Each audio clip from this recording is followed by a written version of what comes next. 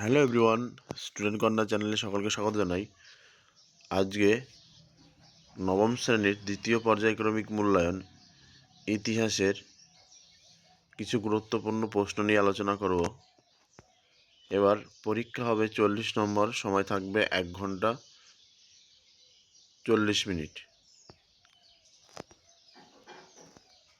বিভাগ কতে দেখো, সঠিক উত্তর নির্বাচন করো যে কোনো 8টি।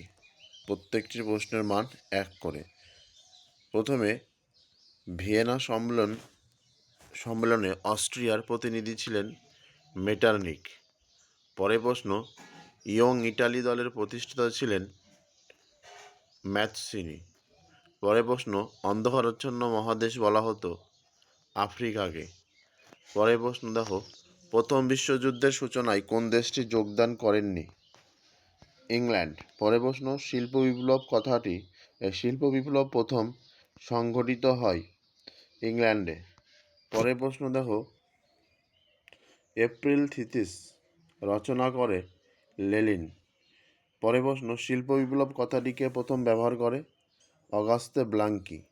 পরের প্রশ্ন, মুসোলিনির উপাধি কী ছিল? Tsar, kaiser, Il Duce, Fuhrer. উত্তর হবে ইলদুচে।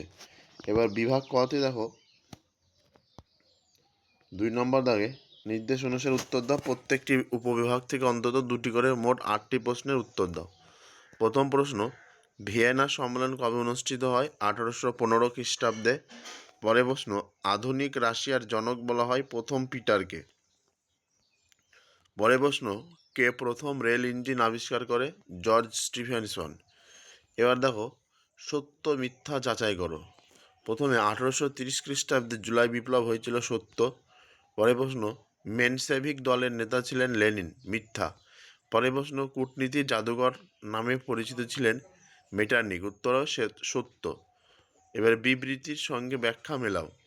প্রথম বিবৃতি দেখো, মেটারনিকের ধারণার ফরাসি বিপ্লবের ভাবধারা ইউরোপের স্বাস্থ্যহানি ঘটাবে। এর ব্যাখ্যা হচ্ছে, মেটারনিক মনে করতেন যে বিপ্লবের ভাবধারা হলো জীবাণুর মতো। ব্যাখ্যা নম্বর 1। পরের প্রশ্ন, বিবৃতি দেখো, ইংল্যান্ডে সর্বপ্রথম শিল্প বিপ্লব ঘটেছিল কারণ ইংল্যান্ডে প্রথম শিল্প পরিকাঠামো গড়ে উঠেছিল।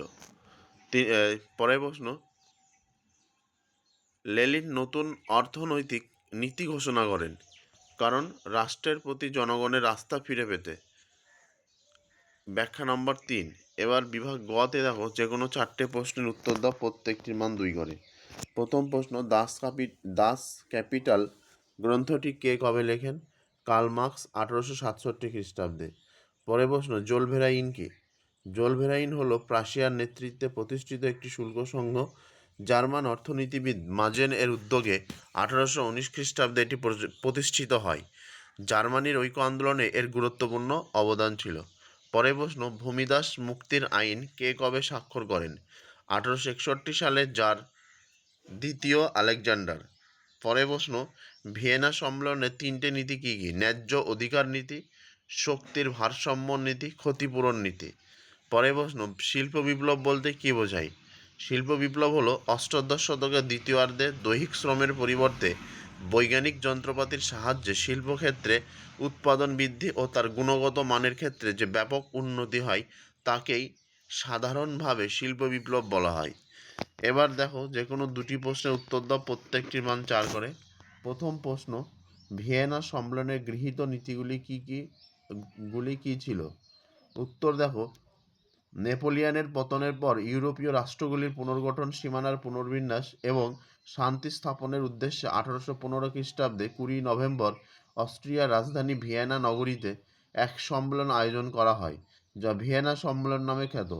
এই সম্মেলনের 3টে মূল নীতি গৃহীত ছিল। প্রথম হচ্ছে ন্যায্য অধিকার নীতি।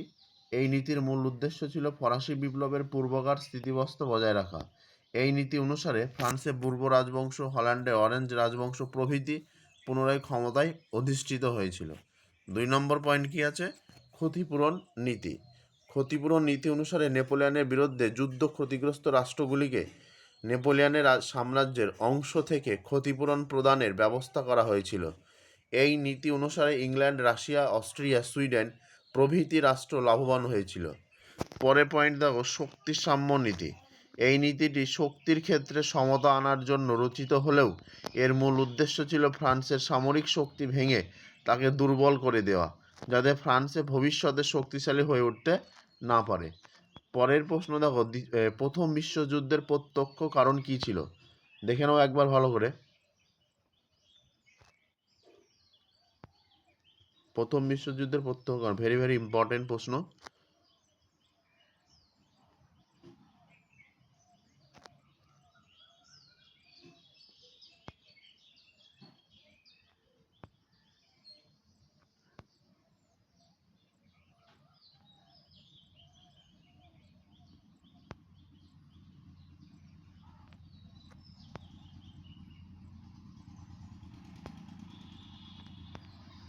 পরের প্রশ্ন, মেটার্নিক তন্ত্র বলতে কি বোঝায়? এবার দেখো বিভাগ অঙ্গতে দেখো, যে কোনো একটি প্রশ্নের উত্তর দিতে হবে। 8 নম্বর, প্রত্যেকটির মান 8, মানে একটি লিখলে 8 নম্বর। প্রথম প্রশ্ন হচ্ছে, ইংল্যান্ডের শিল্প বিপ্লব হওয়ার কারণ কি ছিল? Very very important.